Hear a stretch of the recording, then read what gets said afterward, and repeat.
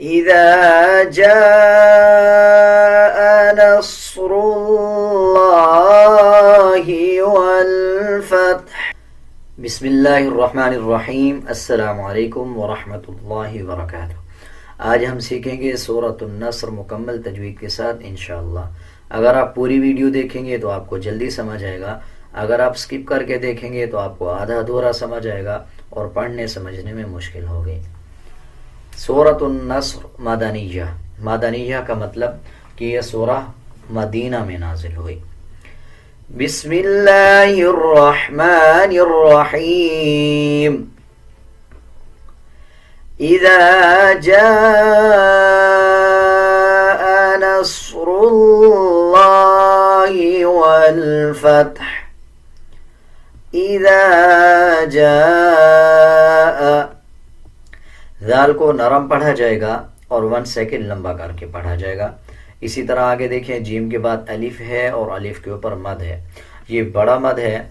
बड़ा मद का मतलब होता है कि जब किसी अल्फाज के ऊपर बड़ा मद आ जाए उस अल्फाज को 5 सेकंड लंबा करके पढ़ा जाए। आगे देखें, स्वाद है, स्वाद को पुर यानी मोटा पढ़ा जाएगा। इसी तरह रॉ के ऊपर जब ज़बर या पेश आ रहा हो तो रॉ को भी पुर यानी मोटा पढ़ा जाता है। लाम के ऊपर खड़ा ज़बर है। खड़ा ज़बर का मतलब है जब किसी अल्फाज के ऊपर खड़ा ज़बर आ जाए उस अल्फाज को 1 सेकंड लंबा करके पढ़ा जाए। जब वक़फ़ करेंगे हा का पेश साइलेंट कर देंगे और हा की आवाज़ आधी निकाली जाएगी। जैसे इज़ा जाअ नस्रुल्लाहि वल फत्ह वरअयत अन्नास यदखुलून फी दीनिल्लाह वरअयत अन्नास। रॉ को पुर यानी मोटा पढ़ा जाएगा। इसी तरह आगे देखिए, नून के ऊपर शद है। शद का मतलब होता है जब नून और मीम के ऊपर शद आ रहा हो तो गुन्ना किया जाए और गुन्ने की आवाज़ को नाक से निकाला जाता है। इसी तरह शद का दूसरा मतलब होता है कि पिछले अल्फाज के साथ मिला के पढ़ा जाए और तीसरा मतलब ये होता है कि जिस अल्फाज के ऊपर शद आ रहा हो उस अल्फाज को मजबूती के साथ अदा किया जाए। अब नून को ता के साथ मिला के पढ़ा जाएगा। नून के ऊपर शद है, गुन्ना किया जाएगा और गुन्ने की आवाज़ नाक से निकाली जाएगी।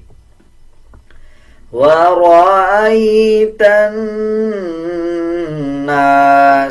यदखुलून फी दीनिल्लाह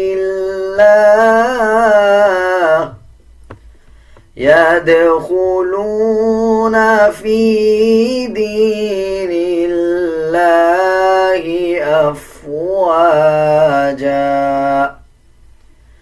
फी दीनिल्लाहि।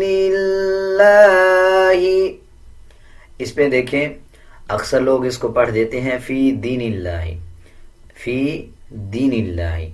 इस तरह नहीं पढ़ा जाएगा बल्कि इसको 1 सेकंड लंबा करके पढ़ा जाएगा। जैसे अब या के ऊपर जज़म आ रहा है और उससे पहले वाले अल्फाज के नीचे ज़ेर आ रहा है। जब या के ऊपर जज़म हो उससे पहले वाले अल्फाज के ऊपर उसके पहले वाले अल्फाज के नीचे ज़ेर आ जाए तो ये हरूफ मद्दा बन जाता है और इस अल्फाज को 1 सेकंड लंबा करके पढ़ा जाता है। जैसे यदखुलून फी दीनिल्लाहि अफ़वाजा वरअयत अन्नास यदखुलून फी दीनिल्लाह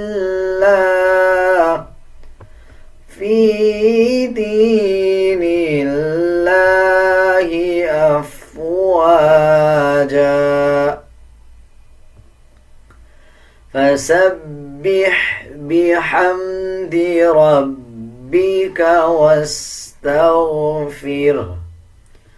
फसब्बिह, हा बारीक है, इसको नरम पढ़ा जाएगा। आगे देखें, बिहम्दि रब्बिका, रा को पुर यानी मोटा पढ़ेंगे और बा पे शद है, बा को मजबूती के साथ अदा किया जाएगा। वस्तगफिर, जब वक़फ़ करेंगे तो हा की आवाज़ आधी निकाली जाएगी। अक्सर लोग इस पे वक़फ़ करते हैं तो हा को बिल्कुल ही स्किप कर देते हैं, इसको यूँ पढ़ते हैं जैसे वस्तगफिर। इस तरह पढ़ना गलत है, बल्कि जब वक़फ़ करेंगे तो आखिर में जो हा है इसको आधा पढ़ा जाएगा। जैसे फसब्बिह बिहम्दि रब्बिका वस्तगफिर इन्नहु कान तव्वाबा। इन्नहु, हाँ के ऊपर उल्टा पेश है। उल्टा पेश का मतलब होता है जब किसी अल्फाज के ऊपर उल्टा पेश आ रहा हो, उस अल्फाज को 1 सेकेंड लंबा करके पढ़ा जाए। अब नून के ऊपर शद है, गुन्ना किया जाएगा और हा को 1 सेकेंड लंबा करके पढ़ा जाएगा। इन्नहु कान तव्वाबा। अब हम सारी सूरत एक साथ पढ़ेंगे, आप मेरे साथ साथ रिपीट करते जाएं। इज़ा जाअ नस्रुल्लाहि वल फत्ह वरअयतन नास यदखुलून फी दीनिल्लाह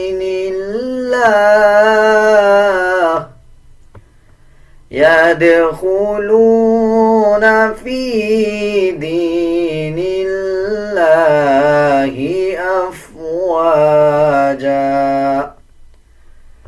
फसब्बिह बिहम्दि रब्बिका वस्तगफिर इन्नहु कान तव्वाबा। उम्मीद है आपको ये सूरत अच्छी तरह समझ आ गई होगी। अगर आपको कुछ समझ नहीं आया या आप कुछ पूछना चाहते हैं तो आप कमेंट सेक्शन में पूछ सकते हैं। अगर आपको मेरा ये तरीक़ा समझाने का अच्छा लगा या अच्छा नहीं लगा, आप अपनी कोई राय देना चाहते हैं तो आप कमेंट सेक्शन में ज़रूर बताएं। आज के लिए इतना ही, मिलते हैं एक नए सबक के साथ। अल्लाह हाफिज़।